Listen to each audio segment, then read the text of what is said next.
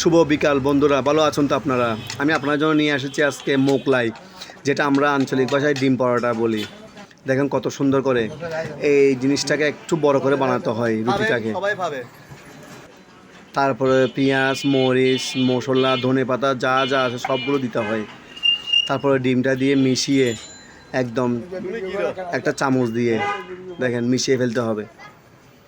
একদম মিশানোর পর অল্প কিছু ওখানে দিয়ে চামচ দিয়ে সম্পূর্ণভাবে রাখতে হয়। এই দেখেন, তারপর রুটিটাকে দুই পাশ দিয়ে মোড়াতে হয়, যেন ডিমগুলো যেন তেলের সাথে যেন না পড়ে যায়। দেখছেন, দেখলে মনে হয় খেতে